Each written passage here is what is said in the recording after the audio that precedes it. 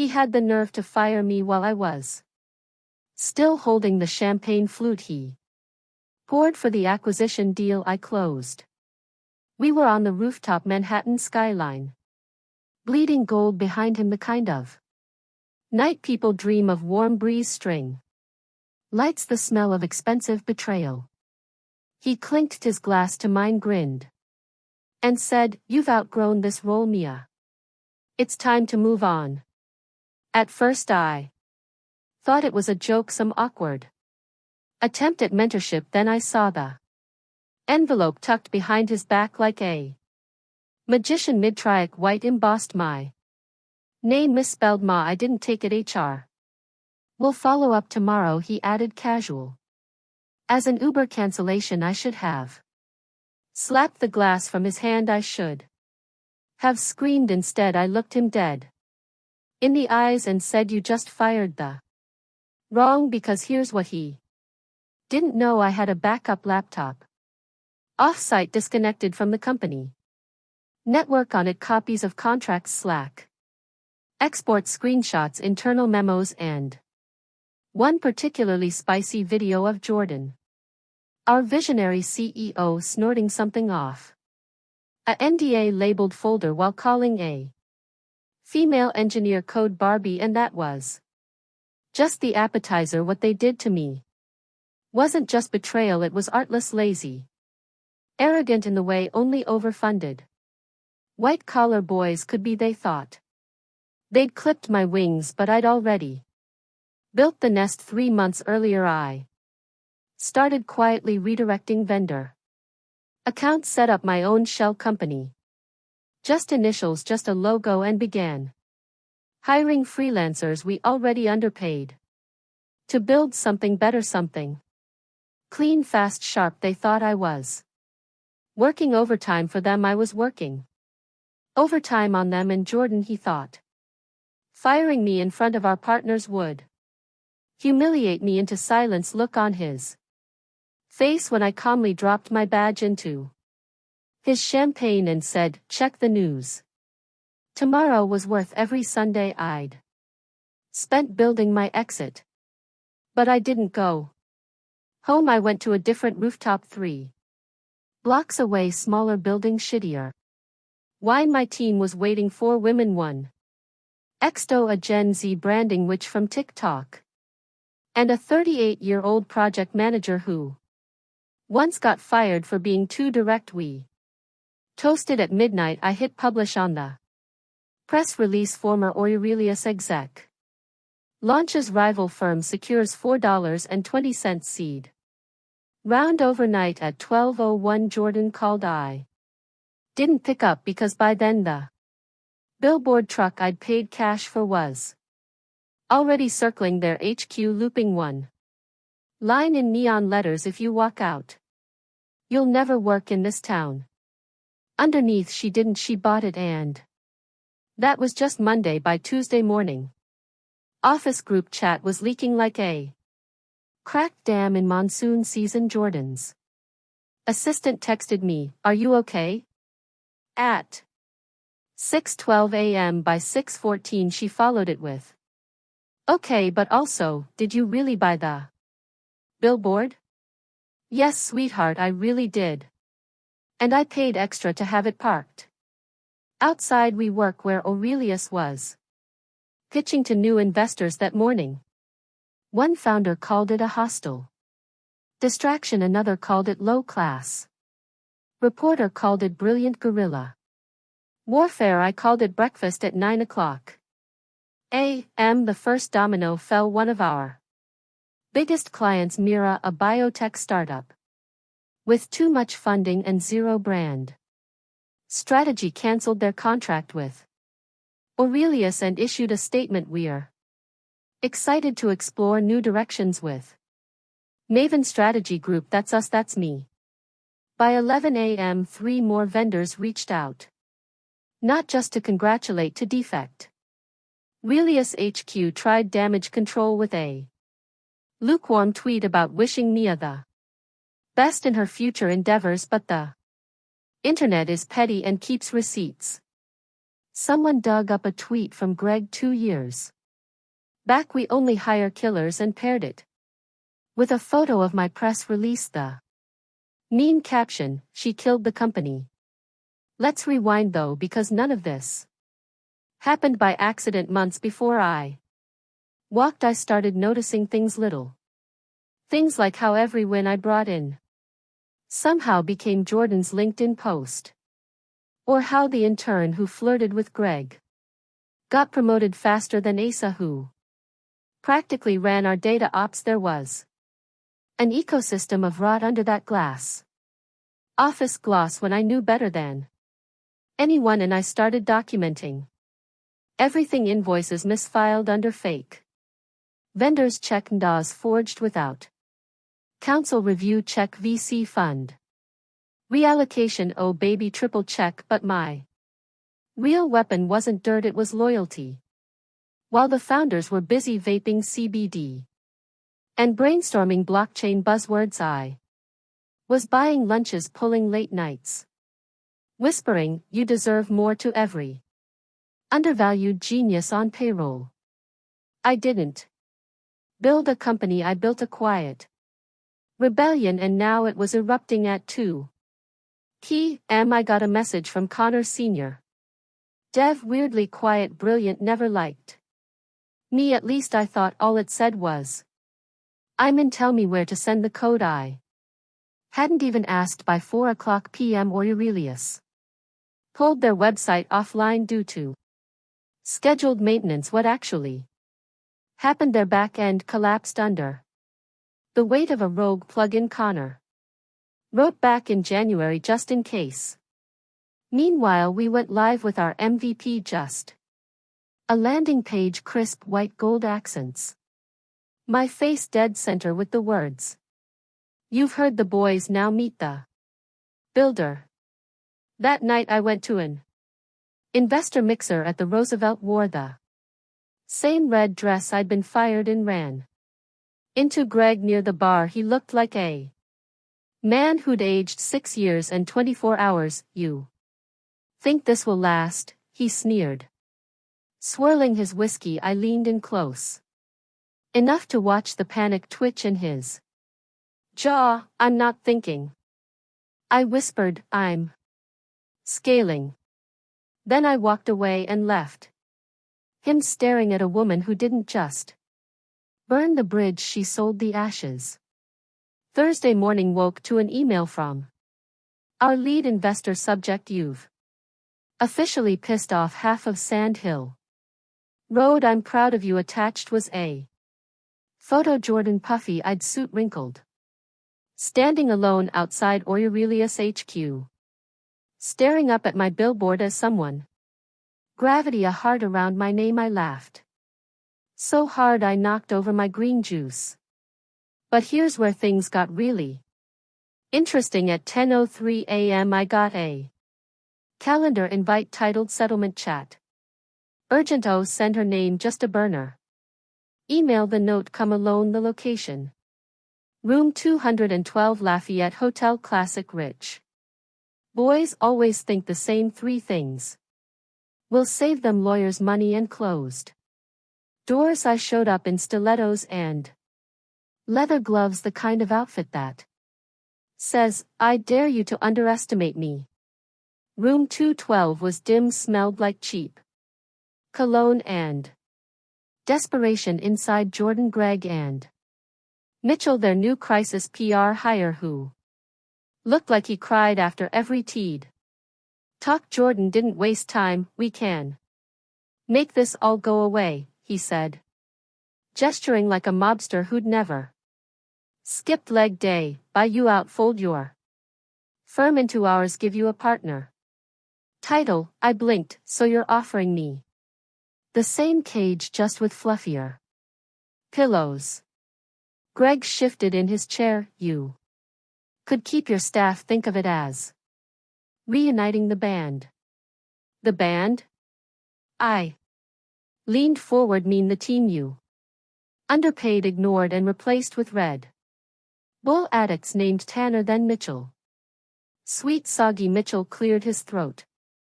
and said, "We think it's a win-win." So I handed them my counter offer, a printed term sheet, not digital. I wanted to watch them flip pages. 100% buyout of Maven Strategy Group, $20 million wired within 72 hours. Public apology from Jordan. Published in Fast Company. Full ownership transfer of their pending AI patent to me. Jordan choked on his complimentary hotel water. "You're insane." "No," I said, "I'm expensive." I stood to leave. Greg muttered something about lawsuits. I turned back at the door. "You fired me with a drink in my hand. You leaked stories to the press saying I was difficult to manage. You replaced my assistant with a man who once tried to pitch a dating app for people who share Uber rides. Now you want mercy." I stepped into the hallway, looked back once. "Here's your win-win. I when you whine." As I walked out, I passed room 214. Door open. Inside was Clara Era, Aurelius's former legal counsel. She winked. Apparently she'd forwarded me the burner invite. The rebellion had deep roots, and Aurelius, they hadn't seen the worst yet. Friday morning I woke up to silence. No pings, no buzzes, just the kind of eerie calm that lets you know the wolves are regrouping. I made coffee, opened my laptop, and waited. At 8:12 a.m. it began. One by one emails started flooding in. Anonymous tip lines, whistleblower accounts, internal screenshots, someone, multiple someones from inside. Aurelius had started sending me things they didn't even send. The SEC expense reports with blacked out vendors that didn't exist, payroll discrepancies, ghost employees paid through Cayman accounts, a Google Drive link labeled simply Jordan Private. I clicked it. Inside, a folder of selfies, mirror shots from the Aurelius penthouse. Jordan shirtless, posing next to the startup's own mission statement. Flipping off the camera, one file was titled CEO or God and had him photoshopped onto Michelangelo's The Creation of Adam. Another 10-minute video call recording where he accidentally screen shared his Coinbase wallet. Mid-pitch, $3.4 million moved out the week before my exit. Suddenly it wasn't just revenge, it was blood sport. I sent a single message to my legal team: unleash.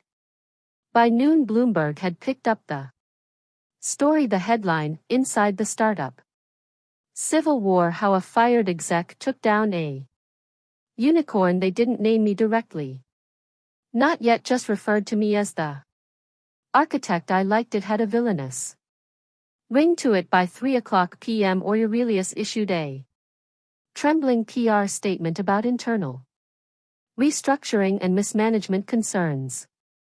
Jordan went dark on Twitter. Greg locked his Instagram. Mitchell, he apparently quit via Slack and left the office with a plant and 3 boxes labeled legally safe ideas. But the best part, the Maven inbox got a very curious email from Linda at Vanguard Venture. Subject: lunch. Now you don't understand what that means unless you've spent time in the shadows of Silicon Valley. Queen makers. Linda doesn't ask for lunch, she commands meetings like Zeus throws lightning. If she wants to talk, it means one thing: she smells money or blood, hopefully both. We met a Thai place in Soho. No press, no fanfare. She was already eating when I arrived. She didn't look up. You've got 2 things going for you, said between bites. You know how to weaponize failure. And you made a man cry on CNBC. I sat down. Which one got me the invite? Both. Plus, she dabbed her lips. You built a following without even trying. The interns call you corporate Katniss. I almost choked on my water. Then she dropped the bomb. Will offer you series under one condition: go big or take Aurelius's clients, not just the little Fish go after Seifert Tech Novo bracket. AI whales I paused, that was war I thought.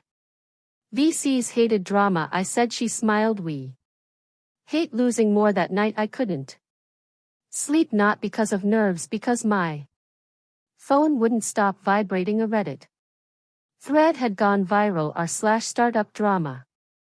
CEO meltdown at Aurelius, someone send popcorn. Inside were leaks, DMs, audio clips including a recording of Greg calling me a walking HR liability in heels. He shouldn't have said that, because now I was going to make it true. The day I poached Aurelius's crown jewel account, I wore the same lipstick Jordan once called too aggressive for investors. Aggressive worked just fine. The client was Seifert Tech, an AI defense contractor so paranoid they held strategy meetings in Faraday caged rooms. I'd pitched them once while at Aurelius.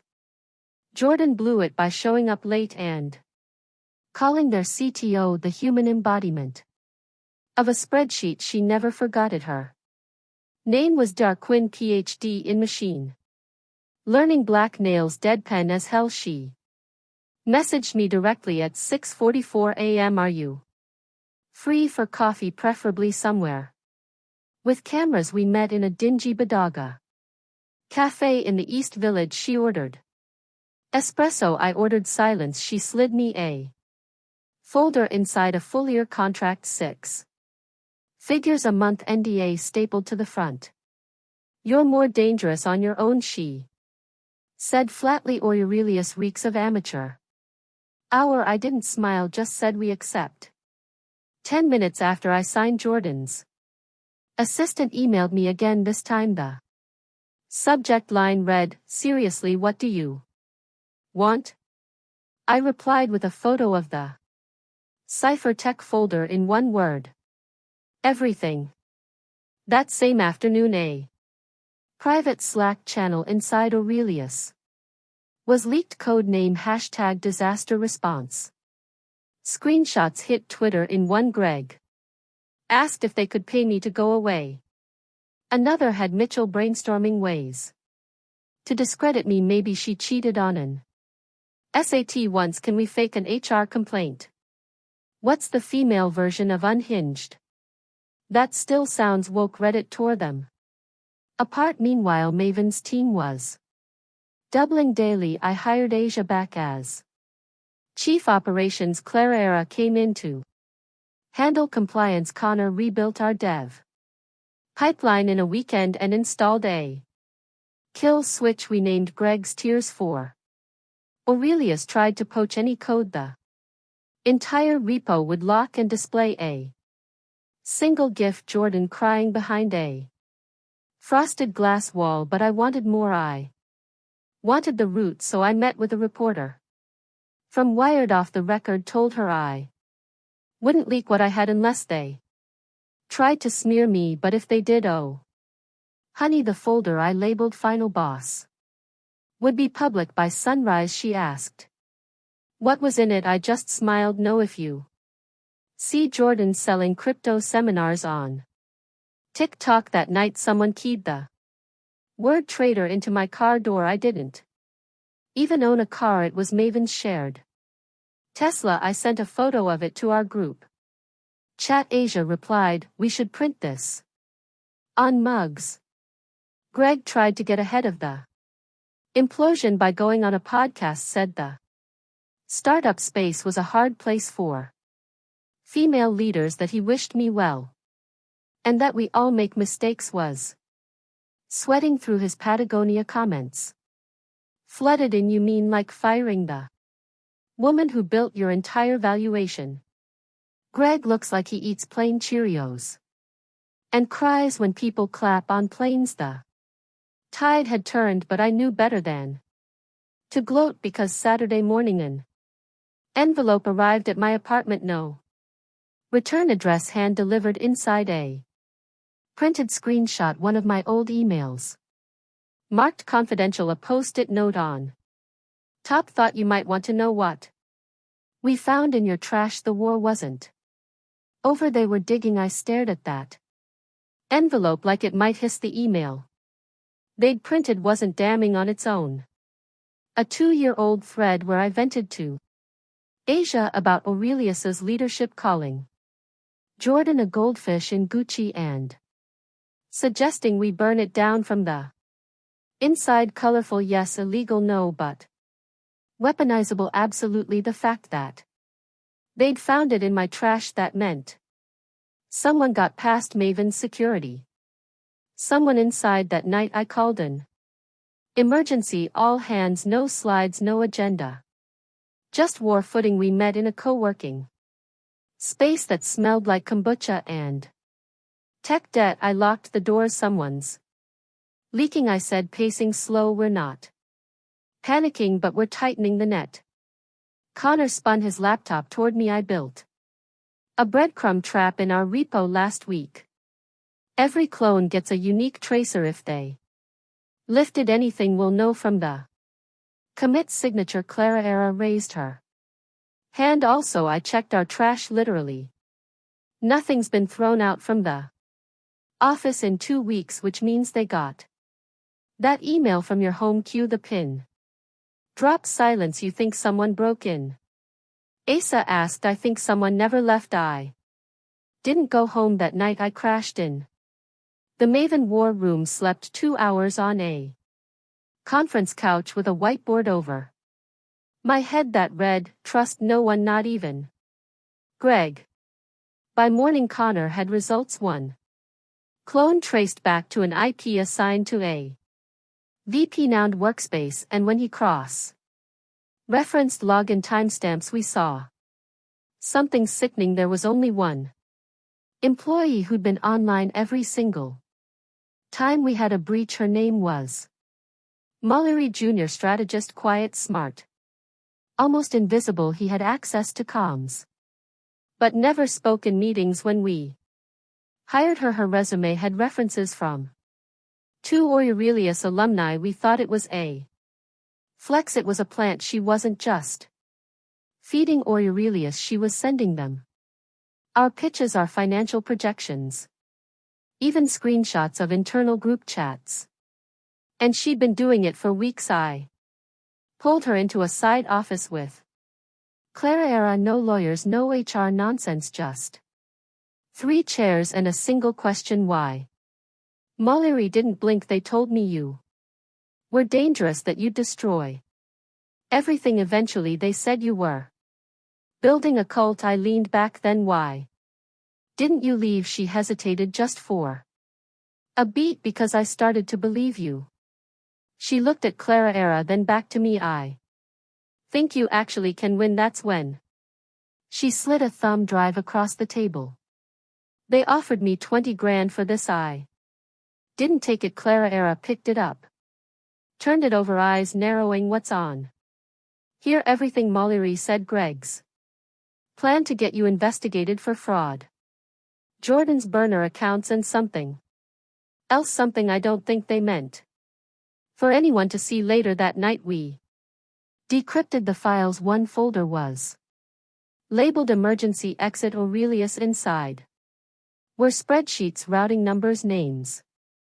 A shadow fund, $6.7 million stashed under a defunct nonprofit registered to Jordan's mother. Greg was listed as the authorized signer. I didn't need revenge anymore. I had evidence, and the game had just changed. I stared at the spreadsheet like it was an obituary. $6.7 million buried beneath a fake nonprofit called Children for Digital Literacy. Cute, almost poetic in a sociopathic sort of way. Every wire transfer, every Shell LLC, every offshore bounce was timestamped, labeled, and thanks to Mullery, digitally notarized by Greg himself. And the best part, the dates lined up perfectly with the VC funding rounds I helped Aurelius win. They hadn't just stolen my career, they'd laundered my work into hush money.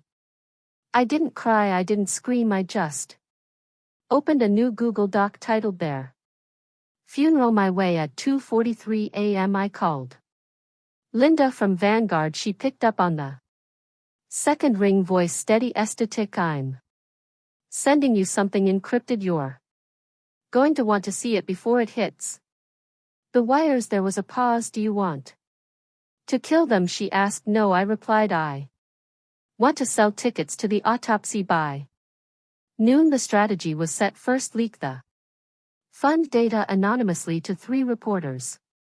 One from Bloomberg, one from TechCrunch, one from a little-known startup gossip Substack with a cult following, and 0 chill. Second, file a whistleblower report through Clarara's legal back channel.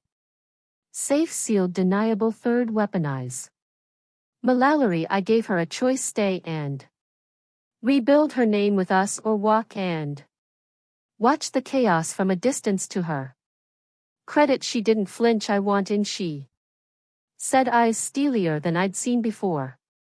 I owe you that. That afternoon I hosted a Maven press event, just a live stream. Nothing flashy, but behind me was a single slide, bold serif font on black: if you walk out, you'll never work in this town. Jordan Wells. 5 months ago I stepped to the mic, took a breath, and smiled. Turns out he was half right then. I detailed every ounce of fraud, misconduct, exploitation, and rot I had endured. Not a hit piece, not a tantrum, a surgical report, receipts, timelines, emails, and then I ended with this: to every woman who's been told she's too much, every brown girl passed over for white boy with a tech hoodie, every assistant with a boss who says you should smile more. I didn't just leave, I replaced them. It went viral before I even stepped off stage, and Aurelius, they imploded like a Jenga tower made of Red Bull cans and hubris. Greg's arrest was confirmed 2 days later. The photo made the rounds: him in a crumpled blazer, mouth open mid-sab, escorted by federal agents from his penthouse. Jordan, he fled to Chalum and tried to rebrand as a crypto futurist on Instagram. His first reel got 41 views and a single comment: didn't you used to have a company? The best part, the VC community, ever hungry for narrative, started whispering my name with a mix of fear and awe. Some called me reckless, some called me a visionary. Linda called me with 2 words: it's done. But it wasn't, because the final move wasn't legal, it wasn't even professional, it was personal, and it was coming next. Final move came wrapped in velvet and vengeance. It was a gala, one of those grotesque tech fundraisers where egos float in champagne and millionaires pretend they invented kindness. Black tie, flash bulbs, a silent auction where someone paid $42,000 for dinner with a land's second cousin. I didn't go as a guest, I went as the sponsor. When guests entered, there was a massive projection on the wall, white serif font, slow fade in 10 foot tall: if you walk out, never work in this town. People murmured, looked around, then the second line appeared beneath it. She walked, then bought half the town. A stunned silence fell across the ballroom, and that's when I stepped out. Red silk dress, hair like a threat. I didn't need to say my name, they all knew.